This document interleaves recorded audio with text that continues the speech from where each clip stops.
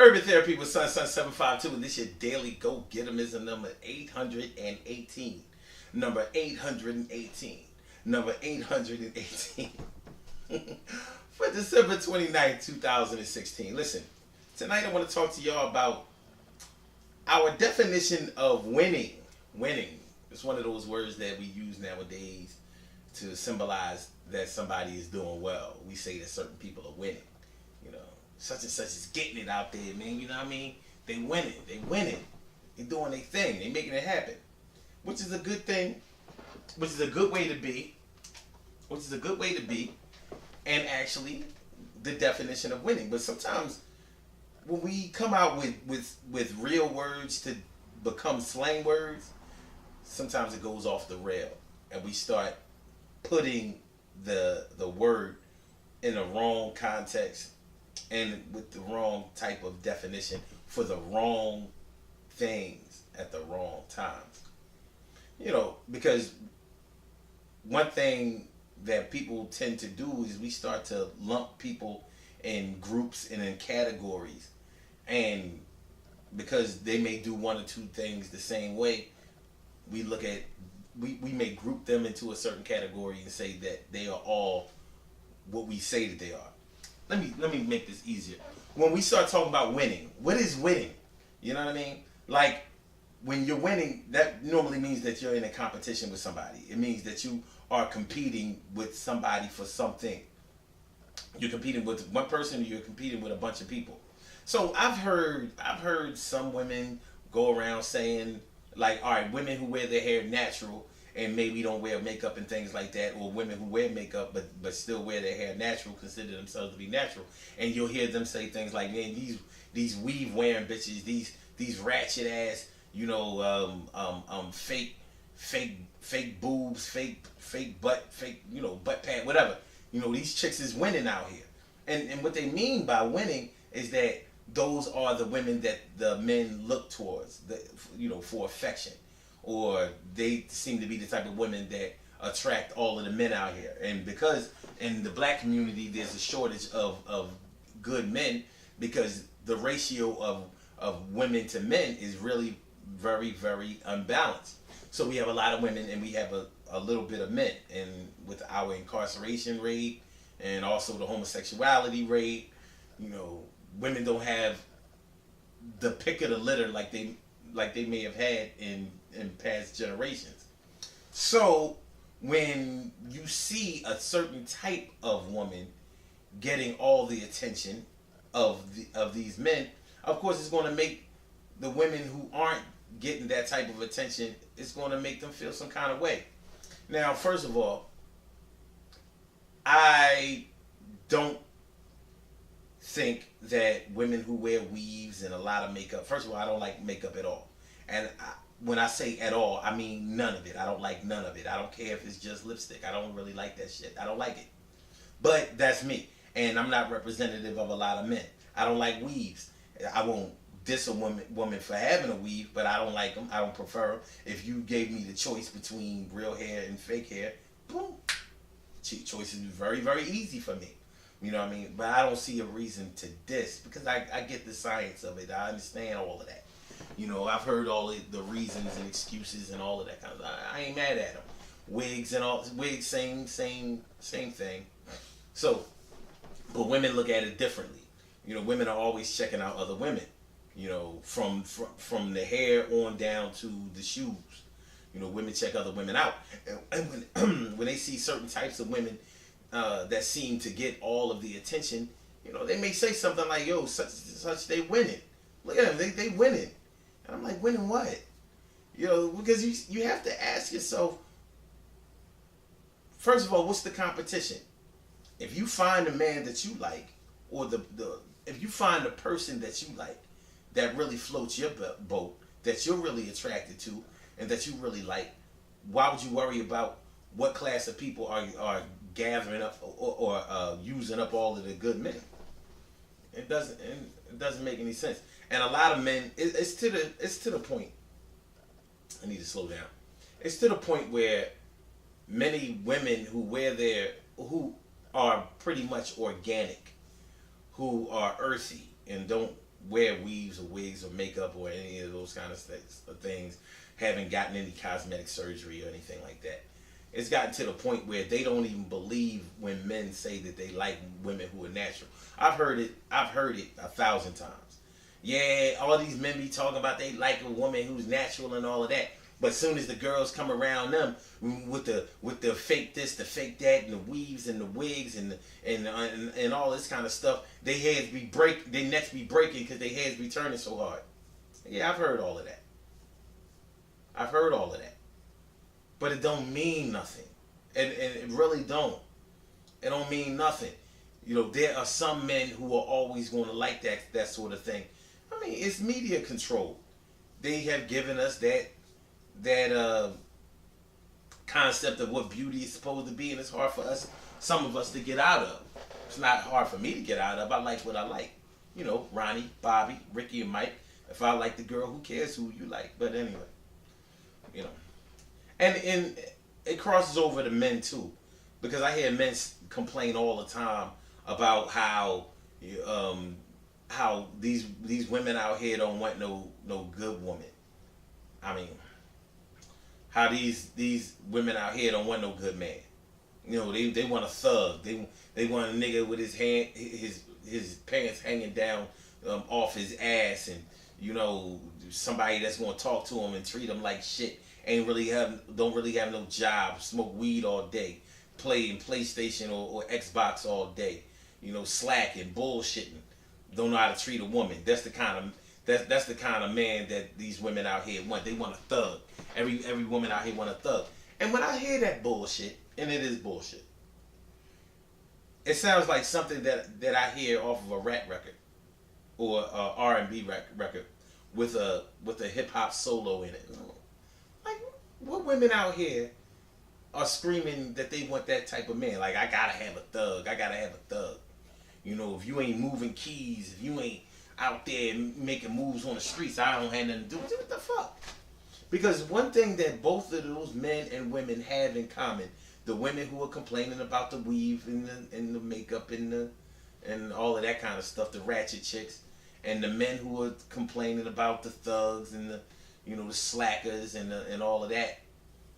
What both of them have in common is that they both have low self-esteem. They don't believe that what they have is good enough. They don't believe that they can compete. Now, people are going to dispute me on that all day. But I know how to listen. I know how to listen. And when it really all comes down to it, that's what that hate is all about. If you know that you have it going on, then why wouldn't you consider that everybody who looks like you has it going on? And at least 8 times out of 10, the ones who are complaining do have it going on in a lot of ways. Except they don't have any confidence. Except they don't have any love for themselves. Not enough. They don't have what it takes to go out there and command respect, command attention, command love without copying somebody else and taking it too far over the top and playing themselves. So then that's what we talking about when we start talking about who's winning. So, you know, them thugs out here ain't winning. How can you be winning when you're sacrificing your freedom every day? How can you be winning when you barely have enough money to get from day to day? How can you be winning when you don't have your own place to stay? You got to stay with somebody else because you don't have a steady stream of income. How can you be winning when you just came home from jail and you got to start all over and you got to report to your PO? How can you be winning?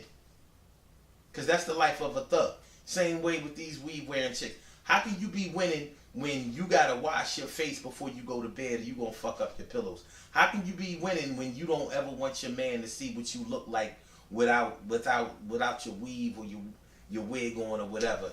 How can you be winning? You're not winning. But and those women don't think that they're winning either. It's the other women who are observing them who are calling them the winners. They're not winning. Neither side is winning because both sides are insecure. And we don't even know what winning is. I was talking to my man on the radio show the other day. Not last night. Yeah, it was last night. Last night, Wednesday, on the Urban Therapy with Sun show, and we was talking about what it means to win. Like, how can you be winning if you're not even playing a game that offers you a prize at the end? The prize has to be something. Because if I'm winning, I should either be taking home money or I should be taking home something that I can barter with, something of value. That's what winning is all about. Now, people talk about winning for bragging rights. And okay, all right, I'll take that. Because, when you have your favorite sports team or you support someone else that's in a competition, you may not directly benefit from that. But when they win, you win, and you feel a sense of euphoria, and that's good enough. Shoot, walking away with a good feeling, that's priceless. That's priceless. It really is. So, and the other thing about winning is this. I want to ask y'all, which is it more important to do? To be winning or to have won? Because when you have won, the game is over. It's a wrap. That's it. We ain't got to play no more. It's done. I won. It's over. When you're winning, you enjoy the ride, the whole ride, because then you talking shit, you trash talking. You're like, y'all can't keep up, y'all can't hang. I got this, yeah, we on our way to the winner's circle, ha. Yeah, sort of like Hillary Clinton was before the election November 8th. She was winning. The whole 2016, she was winning. Get it? She was winning. Donald Trump won. And that's one of the reasons why I fucked everybody up. How can you be winning like that, and then in the last minute, the last quarter, the 2-minute warning in the fourth quarter, the bottom of the ninth inning, with the last out, you come back and win? It happens. So we have to get our priorities straight. It's not important to be winning, but it is important to win. But y'all don't hear me though. It's alright. Good things happen to those who wait. Great things happen to those who grind, and anything can happen to those who go for theirs. So go hard, go for yours, and remember, we have to reconstruct and redefine our definition of what winning is. And we have to make sure that winning is what we want to do. Do you want to be a winner, or do you want to just spend your time winning? Both of them are going to have to take some. Both of them are going to take some skills. They're going to take some time, some dedication. They're going to take some determination. And honestly, in order for it to go down right, they both are going to take some stamina and some endurance. And with neither one will you probably be a winner in the beginning. You have to learn how to win. And learning how to win is just as important as winning. Because when you're learning how to win, you're going to learn how to repeat. That's why some people only win one championship. Because they haven't learned how to repeat. Winning is an ongoing process, and learning how to win is an ongoing process. It's all good, y'all. The Daily Go Getimism Show is every single day, 6 a.m. Eastern Standard Time. Call-in number is 319-527-6199. You can listen to us on, you can listen to us online. blogtalkradio.com/Sun752. One last thing. There won't be